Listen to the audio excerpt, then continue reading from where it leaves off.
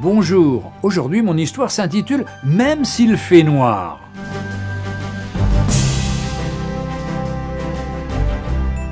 Louis était un homme fort, capable d'affronter un ennemi encore plus fort que lui. Sa jeune femme tomba gravement malade, puis mourut subitement, laissant l'homme fort seul avec une toute petite fille aux yeux écarquillés de stupeur. Le visage caché par de longs cheveux de lin, elle n'avait pas encore atteint ses 5 ans. Dans la chapelle du village, l'adieu fut simple. Le pas des assistants était lourd de chagrin.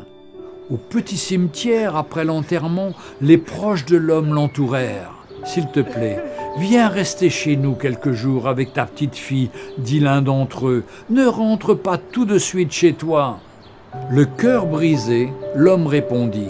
« Je vous remercie vraiment de cette offre amicale, mais nous devons rentrer chez nous. C'est là où elle vivait. Mon enfant et moi devons faire face à la situation. » Alors ils rentrèrent, l'homme fort et sa petite fille, dans cette grande maison vide, sans vie. L'homme transporta le petit lit de sa fille dans sa chambre afin d'affronter la première nuit noire avec elle. La petite fille eut beaucoup de mal à s'endormir. Son père ne dormait pas non plus. Dans le secret de la nuit noire, le cœur de l'homme était déchiré par les sanglots de l'enfant qui pleurait une maman qui ne reviendrait plus. Tard dans la nuit, comme il entendait les soupirs de détresse de son petit enfant, il tendit la main pour la rassurer et la consoler.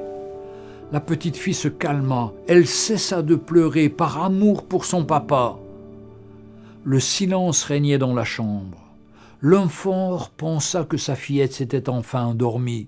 Il murmura une prière. « Père céleste, j'ai confiance en toi, même si cette nuit est si noire, je sais que tu m'aimes. » Il n'avait pas fini sa prière quand des pleurs recommencèrent à se faire entendre du petit lit. « Tu ne dors pas, ma chérie, dit-il. J'essaie, j'ai trop de peine pour toi, papa. J'essaie, mais je ne peux pas m'endormir. » « Pourquoi fait-il si noir, papa? Pourquoi, papa? Je ne peux même pas te voir. » Dans un souffle angoissé, elle balbutia. « Tu m'aimes, même si je ne te vois pas, n'est-ce pas, papa ?» Pour toute réponse, l'homme fort tendit ses grandes mains vers elle, la souleva du petit lit et la blottit contre sa forte poitrine. Elle resta là jusqu'à ce qu'elle s'endorme, enfin. Alors lentement, il commença à prier. « Père Saint, il fait très noir, je ne peux absolument pas te voir. Tu m'aimes, même si je ne peux pas te voir, n'est-ce pas ?» Le Seigneur le toucha, une force nouvelle l'envahit. Il pouvait continuer son chemin. Il réalisa combien Dieu les aimait au milieu de cette nuit si noire. Retrouvez Un jour une histoire sur www.365histoire.com.